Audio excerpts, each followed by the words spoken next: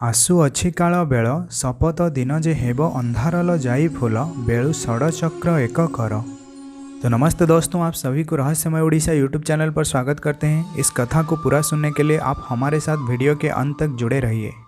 जैसे ही समय व्यतीत होता जा रहा है, हम सभी लोग काल के उतने ही समीप जा रहे हैं। इसीलिए महापुरुष श्री श्री अच्युतानंद जी कहते हैं कि तुम लोग समय होते हुए अपने आप को सुधार लो।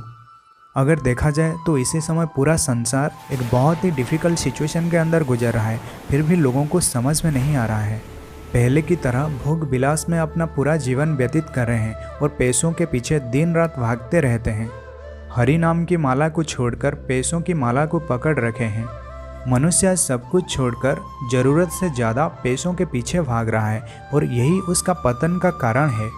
महापुरुष श्री श्री अच्युतानंद जी कहते हैं कि इसी समय धन के पीछे नहीं बल्कि धर्म के पीछे भागो, क्योंकि उसी में ही तुम्हारा भलाई है और उसी में ही तुम्हारा मुक्ति है। महापुरुष श्री श्री अच्युतानंद जी कहते हैं कि वो समय अब ज़्यादा देर नहीं, जबकि पूरे संसार में 7 दिन तक अंधकार फैल जाएगा।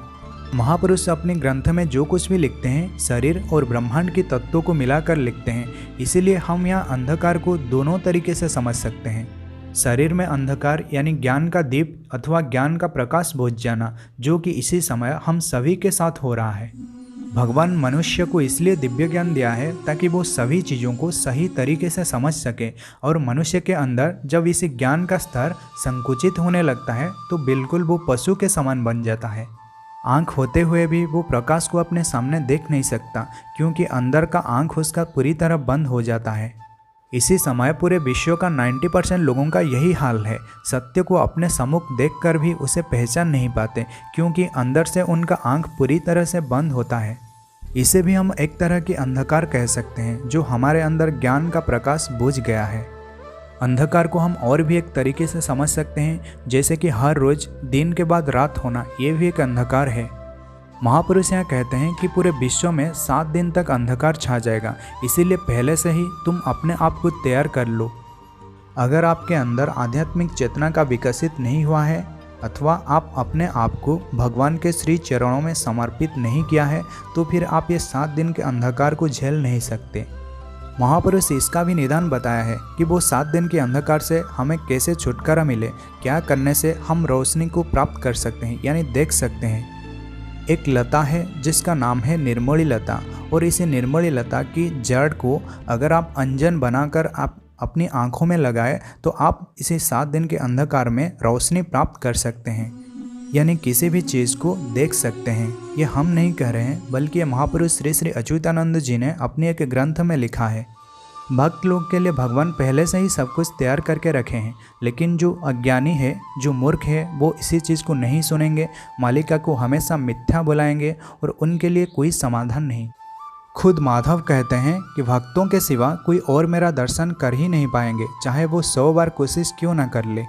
ज्ञानी और तर्क करने वाले मेरा दर्शन कभी नहीं प्राप्त कर सकते, मेरा क्या, मेरा छाया का भी दर्शन नहीं कर पाएंगे। ये बात खुद माधव कहते हैं। ज्ञान से अहंकार पैदा होता है और भक्ति से प्रेम, इसीलिए भगवान को पाने का जो सबसे सरल माध्यम है वो है भक्ति।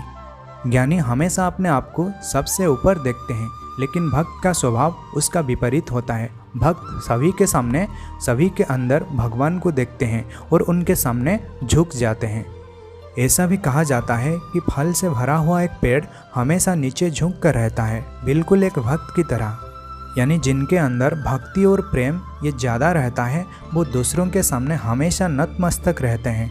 महापुरुष यहाँ षड़चक्र के बारे में कहा है, जो कि मूलाधार से शुरू होकर सहस्त्र दल तक जाता है। अगर आप चक्र साधना करने बैठेंगे तो भगवान को पाना और भी ज़्यादा डिफ़िकल्ट, ज़्यादा कठिन हो जाएगा। तो महापुरुष ने यहाँ इसे लिखा क्यों? किसी भी समाधान का एक तरीका नहीं होता, उसे पाने के लिए बहुत सारा मार्ग होता है, और जो सबसे सरल मार्ग है हमें उसी मार्ग पे जाना चाहिए। सबसे सरल और आसान मार्ग है प्रेम का मार्ग। दुनिया में किसी भी सिद्धि और साधना को आप इसी मार्ग से अवश्य प्राप्त कर सकते हैं। हर किसी से प्रेम करना, चाहे वो जीवित हो या फिर निर्जीव हो, मनुष्य, कीट पतंग, जीव जंतु, पेड़ पौधे, चाहे कोई भी हो, यही सबसे उत्तम और सरल माध्यम है। इसके माध्यम से आप भगवान को अति सहज रूप से प्राप्त कर सकते हैं। महापुरुष यहाँ इसी षड चक्र के बारे में कहा है और इसी के माध्यम से, इसी प्रेम के माध्यम से आप अपनी कुंडलिनी शक्ति को भी जागृत कर सकते हैं।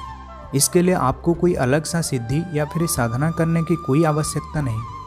तो दोस्तों, आज का इस वीडियो में बस इतना ही है। अगर आपके मन में कोई भी डाउट है तो आप हमें कमेंट सेक्शन में अवश्य पूछिए। तो दोस्तों, भगवान का दिव्य और पवित्र नाम का उच्चारण करके आज का इस वीडियो को यहीं पर समाप्त करते हैं।